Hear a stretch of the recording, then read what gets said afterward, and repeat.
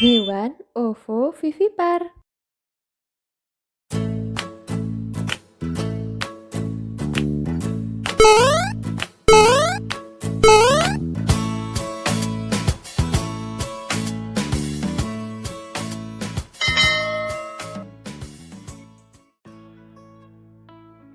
Teman-teman, jika sebelumnya kita sudah mengetahui bersama kelompok hewan ovipar dan vivipar, di kesempatan kali ini kita akan belajar bersama tentang kelompok hewan ovovivipar. Apa? Ovovivipar? Teman-teman, pada hewan ovovivipar setelah adanya pembuahan oleh jantan, embrio atau calon anak yang dihasilkan akan tumbuh dan berkembang di dalam telur. Loh, kok seperti hewan ovipar ya? Beda teman-teman. Kalau hewan ovipar, telur akan dikeluarkan oleh induk untuk kemudian dierami hingga telur menetas menjadi anak. Tetapi pada hewan ovovivipar, telur tidak dikeluarkan dari tubuh induk, tetapi telur tetap berada di dalam tubuh induk hingga menetas. Nah, setelah telur tersebut menetas di dalam tubuh, barulah induk hewan ovovivipar melahirkan anaknya. Jadi, hewan ovovivipar adalah kelompok hewan yang berkembang biak dengan cara bertelur dan melahirkan. Nah, sekarang teman-teman tahu kan? Lalu, apa saja sih kira-kira ciri-ciri hewan ovovivipar dan juga contohnya? Yuk kita kenali dulu bersama. Ciri pertama, hewan ovovivipar menghasilkan telur yang dipelihara di dalam tubuh hingga menetas. Ciri kedua, janin atau calon anak hewan memperoleh makanan dari cadangan makanan yang ada di dalam telur. Ciri ketiga, hewan ovovivipar melahirkan anak yang telah menetas terlebih dahulu dari dalam tubuh. Ciri keempat, hanya sebagian kecil hewan ovovivipar yang memiliki telinga. Ciri kelima, sebagian besar hewan ovovivipar tidak memiliki daun telinga. Nah teman-teman, kelompok hewan ovovivipar ternyata tidak hanya ada di darat saja. Mereka juga bisa kita temui di air. Yuk kita simak bersama contoh-contoh hewan ovovivipar yang bisa kita temui.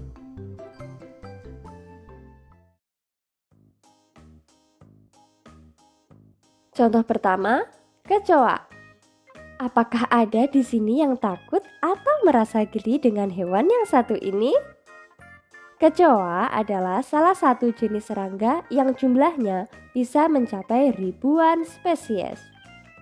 Hewan yang sering ditemui di sekitar buangan kamar mandi, selokan, hingga sampah-sampah lembab ini merupakan hewan ovovivipar.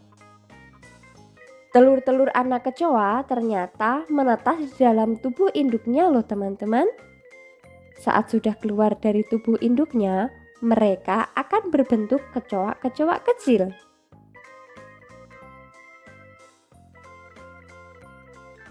Contoh hewan kedua dari kelompok hewan ovovivipar yaitu ada kumbang.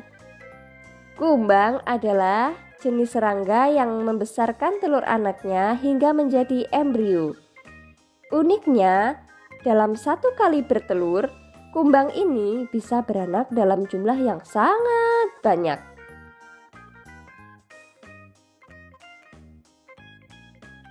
Ada iguana. Hewan melata atau reptil ini ternyata juga masuk kelompok hewan ovovivipar. Masa kehamilan bagi iguana berlangsung sekitar 90 hingga 100 hari sebelum akhirnya induk iguana siap melahirkan anak-anaknya.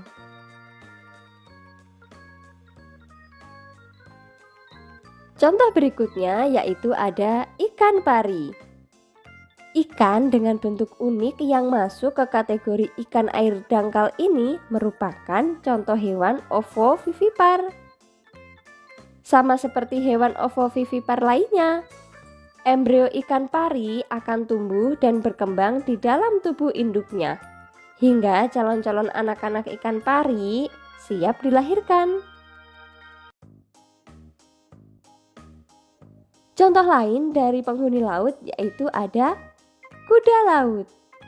Hewan unik yang hidup di air ini adalah contoh selanjutnya dari hewan ovovivipar.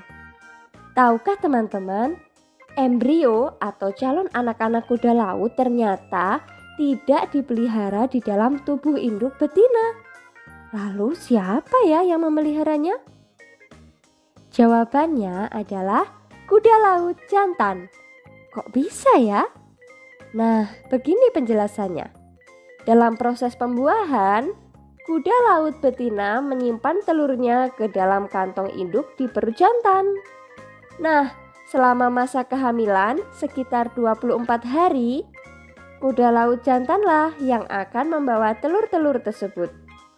Ketika tiba saatnya untuk dilahirkan, kuda laut jantan akan menggunakan kontraksi perut untuk melahirkan anak-anak kuda laut baru.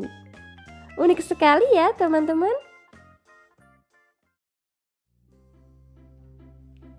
Baiklah teman-teman, kita masih bisa menemukan kelompok hewan yang berkembang biak dengan cara bertelur dan melahirkan lainnya seperti bunglon, platypus, kalajengking, kadal, ular sanca, ikan hiu, dan masih ada beberapa contoh lainnya. Bagaimana teman-teman? Sekarang pasti teman-teman sudah tahu ya apa itu hewan ovovivipar? Semoga bermanfaat. Sampai jumpa lagi di channel Gina Edukasi.